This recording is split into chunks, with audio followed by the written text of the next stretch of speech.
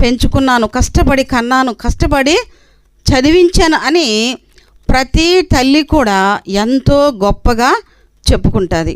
పరిశుద్ధ గ్రంథంలో దేవుని వాక్యాన్ని ఒకసారి మనం చదువుకుందాం. యెషయా గ్రంథము 66వ అధ్యాయము 13వ వచనములో ఒక మాట వ్రాయబడి ఉంది. ఒకని తల్లి వానిని ఆదరించినట్లు నేను మిమ్మును ఆదరించెదను. దేవుని నామమునకు మహిమ కలుగునుగాక. ఎందుకంటే తల్లి ఎవరు? ఆదరించేటువంటిది తల్లి, ప్రేమించేది తల్లి, కష్ట సుఖాలు చూసుకునేది తల్లి. ఆ తల్లి ప్రసవం కడుపులో బిడ్డ పడినప్పుడే 6 మాసములు అన్నము నీళ్లు లేకుండా ఎంతో కష్టపడుతుంది. అవునా కాదా? ఎంతో శ్రమను వాళ్ళు అనుభవిస్తారు. అయినా సరే సంతోషపడతారా లేకపోతే దుఃఖపడతారా? సంతోషపడతారు. 9 మాసములు ఆ తల్లి ఆ బిడ్డను మోసి కన్న తర్వాత తను పడిన ప్రయాసంతా కూడా మర్చిపోతుంది. ఇక నా జీవితానికి ఇది చాలు, నేను ఒక బిడ్డకి జన్మనిచ్చాను అని ఆ తల్లి ఆ బిడ్డను వదిలేసుకుంటుందా? వదలదు. దేవుని బిడ్డలారా, ఆమె ప్రసవించిన తరువాత ఇంకా ఎంతో బాధలు అనుభవించవలసినటువంటి సమయం ఉంటుంది. రోజుకి 1 పూట మాత్రమే అన్నం తింటారు, 1 నెల రోజులు. అలాగా కొంచెం పెరిగి పెద్ద అవుతూ ఉంటే అమ్మయ్య నా బాధ్యత తీరిపోతుంది అనుకుంటుందా తల్లి? అనుకోదు. తన జీవితకాలం అంతా కూడా తన బిడ్డల్ని ఎలా పెంచుతుంది? ఎంతో ప్రేమతో, ఎంతో ఆదరణతో పెంచి పెద్ద చేస్తూ ఉంది తల్లి. అందుకని దేవుని వాక్యం చెప్తుంది కదా, ఒకని తల్లి వానిని ఆదరించినట్లుగా నేను మిమ్మల్ని ఏం చేస్తాను? ఆదరిస్తాను. తల్లి ఎంతో మన ఎడల జాలి కలిగి, ప్రేమ కలిగి ఆమె బిడ్డల్ని ఏం చేస్తుంది? పెంచుతుంది. దేవుని బిడ్డలారా, కాబట్టి ప్రతి తల్లి కూడా తన బిడ్డలను తన హృదయానికి హత్తుకుని ఎంతో సంతోషించి ఆనందిస్తుంది. నేను కాదు, నువ్వు కాదు, కూర్చున్నటువంటి మనమందరము కూడా తల్లులమే. కాబట్టి నేను ఈ విషయాలు మీకు తెలియచేయాలని అనుకుంటున్నాను. మన తల్లి మనల్ని పెంచకుండానే, మన తల్లిదండ్రులు మనల్ని పోషించకుండానే మనం పెద్దవారం అయిపోతామా? ఒక 15, 20, 25 సంవత్సరములు ఆ తల్లిదండ్రులు బిడల కోసము ఎంతో కష్టపడి పెంచుతారు. దేవుని బిడ్డలారా, వారికి ఏది కొదువు ఉండకూడదని బట్టలు కానివ్వండి, చదువు కానివ్వండి, ప్రతి విషయంలో కూడా ఏం చేస్తారు? తల్లిదండ్రులు కష్టపడి ఆ బిడ్డలను పెంచుకుంటారు. అందరికన్నా నా బిడ్డలు ఎలా ఉండాలి? మంచిగా ఉండాలి. అందరికన్నా నా పిల్లలు ఎలా ఉండాలి? చెప్పాలి. ఎలా ఉండాలి? మంచిగా ఉండాలి. అందరికన్నా నా బిడ్డలు ఘనత సంపాదించుకోవాలి, దేవుని పిల్లలుగా ఉండాలని తల్లిదండ్రులు ఎంతో కష్టపడి వారిని పెంచి పెద్ద చేస్తూ ఉంటారు. అయితే కొంతకాలమైన తరువాత తల్లిదండ్రుల మీద బిడ్డలకి కొంచెము బాధ అనేది ఏర్పడుతుంది. ఎందుకని? ప్రతి విషయంలో తల్లి ఏం చేస్తుంది? గమనిస్తూ ఉంటుంది. నా కుమారుడు ఇలా వెళ్తున్నాడు, అలా వెళ్తున్నాడు, ఎక్కడికి వెళ్తున్నాడు, ఏం చేస్తున్నాడు అని తల్లి ఏం చేస్తుంది? గమనిస్తూ ఉంటుంది. దేవుని బిడ్డలు, ఎందుకని? తల్లికి ఉన్నటువంటి బాధ్యత. నా బిడ్డ ఎక్కడ జారిపోతాడేమో, తప్పు చేస్తాడేమో, మరి ఇంకేదైనా చేస్తాడేమోనని తల్లి ప్రతి విషయంలో కూడా బిడ్డల్ని ఏం చేస్తుంది? గద్దిస్తూ ఉంటుంది, బుద్ధి చెప్తూ ఉంటుంది. అక్కడే పిల్లలు ఏమైపోతారు? కొంచెము తల్లిదండ్రుల మీద బాధను వాళ్ళు ఏం చేస్తారు? పెంచుకుంటారు. ఆ తర్వాత వాళ్ళకి పెళ్ళి అవుతుంది. పెళ్ళైన తర్వాత ఏం చేస్తారు? తల్లిని వాళ్ళు మర్చిపోతారు. దేవుని బిడ్డలారా, చాలామందిని చూస్తున్నాను నేను. పెళ్ళైన వెంటనే ఆ యొక్క 25 సంవత్సరములు, 20 సంవత్సరములు తల్లిదండ్రులతో ఉన్నటువంటి ఆ ప్రేమ బంధాన్ని వాళ్ళు ఏం చేస్తారంటే దూరం చేసుకుంటారు. కానీ దేవుని వాక్యం ఏం చెప్తుందంటే నీ తల్లిని నీ తండ్రిని విడిచి భార్యను హత్తుకోమన్నారు. అంటే తల్లిని తండ్రిని వదిలేయమనా? కాదు. దేవుని బిడ్డలారా, భార్యను ప్రేమించాలి, తల్లిదండ్రులను ప్రేమించాలి.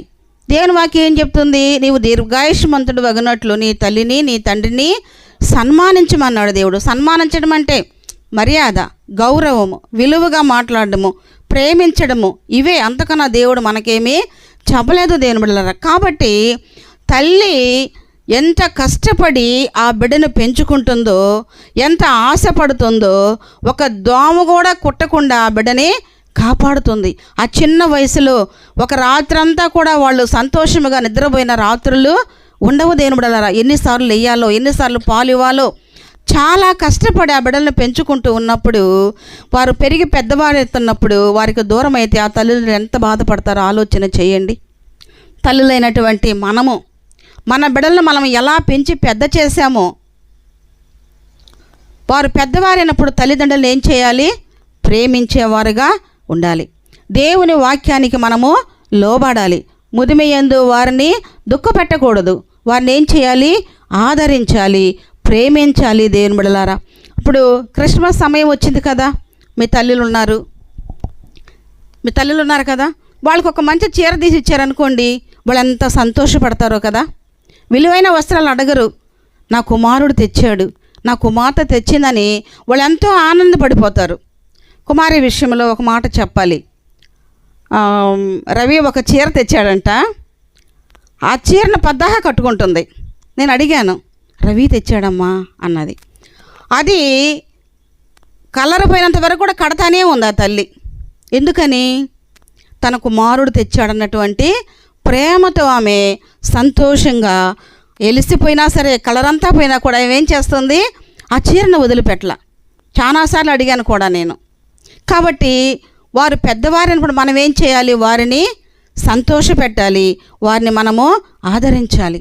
వాళ్ళు ఏం చేయాలి? అమ్మ అన్నం తిన్నావా అని అంటే ఆ తల్లి ఎంత సంతోషపడుతుంది. రామ్మా టిఫిన్ చేద్దురా, లేకపోతే అన్నం తిందురా అంటే ఆ తల్లి ఎంత సంతోషపడుతుంది. ఒకని తల్లి వానిని ఆదరించినట్లుగా దేవుడు మనల్ని ఏం చేస్తాడు? ఆదరిస్తాడు. మన బిడ్డలు మనం ఎంతకాలం ప్రేమిస్తాము? మనం బ్రతికున్నంత వరకే మనము ప్రేమిస్తాము.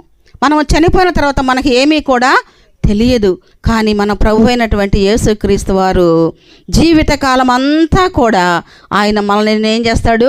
ప్రేమిస్తూనే ఉంటాడు, ఆదరిస్తూనే ఉంటాడు. దేవుని బిడ్డలారా, ఈ రాత్రికాల సమయంలో బిడ్డలైనటువంటి వారికి నేను తెలియచేస్తూ ఉన్నాను, తల్లిదండ్రులను ప్రేమించేవారుగా ఉండాలి. వారు ఒక చిన్న మాట చెప్తేనే ఆ తల్లిదండ్రులు ఏం చేస్తారు? ఆ మాటని 10 సార్లు చెప్పుకుంటారు. నా కూతురు ఇంత మంచి మాట చెప్పింది, లేకపోతే నా కొడుకు ఇంత మాట చెప్పాడు, ఇదిగో నా కొడుకు ఇలా చూశాడు, అలా చూశాడని చాలా గొప్పలు చెప్పుకుంటూ ఉంటారు. ఎందుకని ఈ మాటలు చెప్తున్నానంటే, తల్లిదండ్రులైనటువంటి వారును బిడ్డలు ఏం చేయాలి? ప్రేమించాలి, వారిని ఆదరించాలి. దేని బిడ్డలారా, ఎందుకని? ఆ తల్లే కానీ మనల్ని కనకపోతే మనం ఈ లోకంలో ఉండగలమా? ఉండలేము. దేని బిడ్డలారా, ఆ తల్లి మనల్ని జన్మనిచ్చింది కాబట్టి ఈ దినాన, ఈ రాత్రి కాలములో, ఈ సమయంలో మనము మాట్లాడుకుంటూ ఉన్నాం. ప్రతి తల్లిదండ్రులు కూడా బిడ్డల్ని ఎలా ప్రేమిస్తూ ఉన్నారో, బిడ్డలు కూడా తల్లిదండ్రులను అలా ప్రేమించాలి. నేను చిన్న వయసులో ఉన్నప్పుడు మా నాన్న ఒక మాట అడిగాడు. అమ్మా, ప్రపంచంలో అన్నీ దొరుకుతాయి, మనకి ఏది కావాలంటే అది కొనుక్కుంటాము, ఏది అవసరమైతే అది తెచ్చుకుంటాము, కానీ ప్రపంచంలో దొరకనిది ఒకటి ఉంది, చెప్పగలవా అన్నాడు. మనకు అసలే జ్ఞానం లేదు, ఏమీ తెలియదు. ఆ రోజుల్లో ఏమీ చెప్పలేకపోయా నేను. ప్రపంచంలో దొరకనటువంటిది ఒక తల్లమ్మ. మనం సమస్తాన్ని సంపాదించుకోగలం కానీ తల్లిని మనము సంపాదించుకోలేము. కాబట్టి తల్లిని మనం ఏం చేయాలి?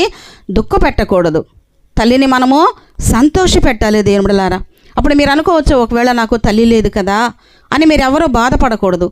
దేవుడు నీకు ఒక అత్తనిచ్చాడో, లేకపోతే అమ్మమ్మనో, నాయనమ్మనో ఎవరో ఒకరు ఉంటారు, మనకు తండ్రో ఎవరో ఒకరు ఉంటారు. వారిని మనం ఎలా ఉండాలి? ప్రేమించే వారముగా ఉండాలి. దేవుని బిడ్డలారా, ప్రతి ఒక్కరూ ఈ రాత్రికాల సమయంలో మనకు జన్మనిచ్చినటువంటి మన తల్లిని మనము జ్ఞాపకం చేసుకోవాలి. ఎందుకంటే మన విషయంలో మనం ఒక చిన్న పని చేస్తే తల్లి ఎంత సంతోషపడుతూ ఉందో, మన విషయంలో తల్లిదండ్రులు ఎప్పుడూ కూడా దుఃఖపడకూడదు. దేవుని బిడ్డలారా, కాబట్టి ఒకని తల్లి వానిని ఆదరించినట్లు నేను మిమ్మల్ని ఏం చేస్తాను? ఆదరిస్తాను.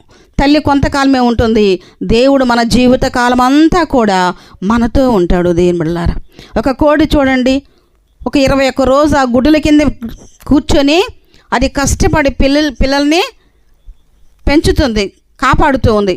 ఆ పిల్లల్ని కనీసం ఒక కాకి వచ్చినా కూడా అది ఏం చేస్తుంది?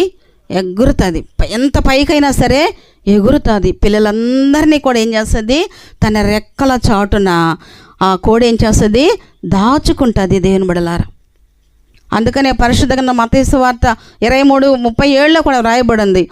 మరి కోడి తన పిల్లలను తన రెక్కల కింద ఎలా దాస్తూ ఉందో నేను మిమ్మల్ని అలా దాస్తున్నానని వాక్యము తెలియచేస్తుంది దేవుని బిడ్డలారా. దేవుడు తల్లి మనల్ని ఎలా ఆదరిస్తుందో, ఎలా కాపాడుతూ ఉందో, ఎలా పోషిస్తూ ఉందో, ఎలా మనల్ని ఆమె తన కౌగిటిలో చేర్చుకుంటుందో, మన దేవుడు, మన రక్షకుడు, మన ప్రియమైనటువంటి యేసు ప్రభువారు ప్రతి దినము కూడా మనల్ని ఏం చేస్తున్నాడు? ఆయన కాపాడుతూ ఉన్నాడు. తన రెక్కల కింద ఆయన మనలను భద్రపరుస్తూ ఉన్నాడు దేవుని బిడ్డలారా. ఎందుకంటే ఈ రాత్రికాల సమయంలో దేవుని ప్రేరేపణ బట్టి చెప్పాలి అని నాకు ప్రేరేపణ కలిగింది కాబట్టి ఈ మాటలు చెప్తూ ఉన్నాను. బిడ్డలైనటువంటి మీరందరూ, తల్లిదండ్రులైనటువంటి మీరందరూ బిడ్డలు తల్లిదండ్రులను ప్రేమించాలి, తల్లిదండ్రులు బిడ్డలను కూడా ప్రేమించాలి దేవుని బిడ్డలారా. ఈ రాత్రికాల సమయంలో ఈ చిన్న మాటలు, నా మాటలు ఎవరు కూడా త్రోసివేయకుండా ప్రతి ఒక్కరూ దేవుని మాట ప్రకారముగా తల్లిదండ్రుల మాట విని తల్లిదండ్రుల దీవెనలు మీరు పొందుకుంటారని నేను ఆశపడుతూ ఈ మాటలు ముగిస్తున్నాను. దేవుడు ఈ మాటలు దీవించి ఆశీర్వదించునుగాక. Amen, amen.